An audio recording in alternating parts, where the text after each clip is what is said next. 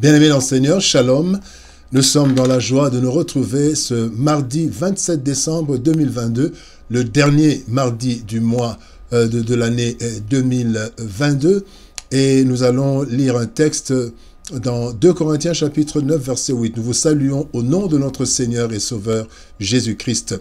Voici ce que déclarent les Écritures. Et Dieu peut vous combler de toutes sortes de grâces, afin que, possédant toujours en toutes choses de quoi satisfaire à tous vos besoins, vous ayez encore en abondance pour toute bonne œuvre. Dieu peut nous combler. Dieu peut nous combler. Tel est le thème de notre méditation de ce mardi 27 décembre 2022. Bien-aimés dans le Seigneur, la Bible nous dit que rien n'est impossible à Dieu. En effet, il est capable de tout, notre Dieu. Lui qui appelle à l'existence les choses qui n'existent pas. Dans le psaume 33, verset 9, il est dit « Car il dit et la chose arrive, il ordonne elle et elle existe. » Nous devons toujours avoir en esprit le fait que notre Dieu est capable de tout.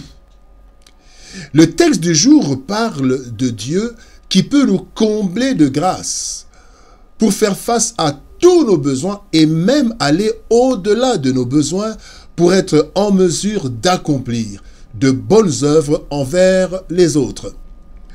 Et cela est possible lorsque certaines conditions sont remplies. Nous allons voir 3 conditions de base attirant cette attitude divine. La première condition vient de Dieu lui-même, la volonté souveraine de Dieu. La volonté souveraine de Dieu. La Bible dit dans Exode chapitre 33, verset 19, « L'Éternel répondit, je ferai passer devant toi ma bonté et je proclamerai devant toi le nom de l'Éternel. Je fais grâce à qui je fais grâce et miséricorde à qui je fais miséricorde. » Dieu dit, je suis souverain. Bien-aimés dans le Seigneur, nous avons parfois l'impression que Dieu est partial ou injuste. Dans la société, il y a des personnes qui sont plus nantis que d'autres, qui pourtant étaient plus intelligentes ou plus fortes, ou plus bonnes. Cela fait partie de la souveraineté de Dieu. Ainsi, nous devons nous plier à cette volonté et faire notre part dans le travail, sachant que tout travail produit de l'abondance. Proverbe chapitre 14, verset 23.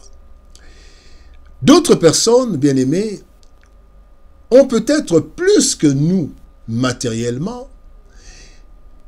Nous aussi, par la souveraineté de Dieu, nous avons certaines autres choses que eux, que les autres ne possèdent pas. Nous devons faire face à la souveraineté de Dieu, vivre le contentement comme Paul le dit dans Philippiens chapitre 11, verset 12. Il dit « J'ai appris à être content de l'état où je me trouve. Je sais vivre dans l'humiliation et je sais vivre dans l'abondance. En tout temps, en tout et partout, j'ai appris à être rassasié et à avoir faim, à être dans l'abondance et à être dans la disette. Et nous travaillons sous la souveraineté de Dieu, nous faisons notre part et, bien-aimés, nous avançons. Dieu est souverain et il peut nous combler. Il peut nous combler sans tenir compte de ce que nous avons fait, sans tenir compte de ce que nous sommes. Il peut nous combler, sa souveraineté. La deuxième condition pour que Dieu puisse nous combler, c'est la disposition de notre cœur. Bien-aimés dans le Seigneur.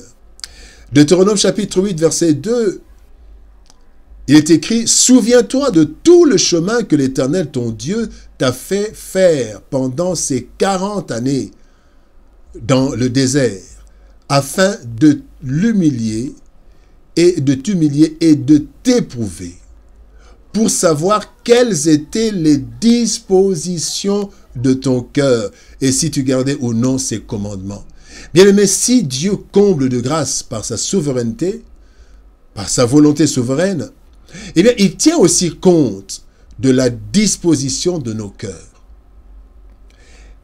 Avant de nous combler de grâce, il voit la disposition du cœur. Il l'a fait avec Israël dans le désert et il le fait aussi avec nous. La Bible en parle dans Jacques chapitre 4, verset 3, il est dit « Vous demandez et vous ne recevez pas parce que vous demandez mal, dans le but de satisfaire vos passions. » Disposition de notre cœur. Dieu honore ceux qui l'honorent. 1 Samuel chapitre 2, verset 30, il est dit « J'honorerai celui qui m'honore, mais ceux qui me méprisent seront méprisés. » Cet honneur, bien-aimé, provient du cœur.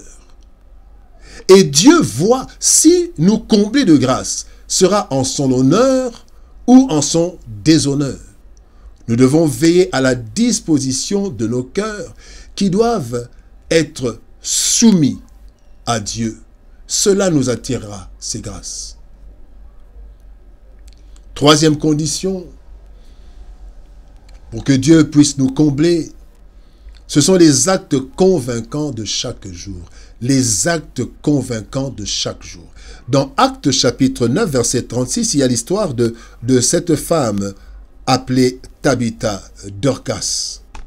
Il est dit, il y avait à Joppé, parmi les disciples, une femme nommée Tabitha, ce qui signifie Dorcas.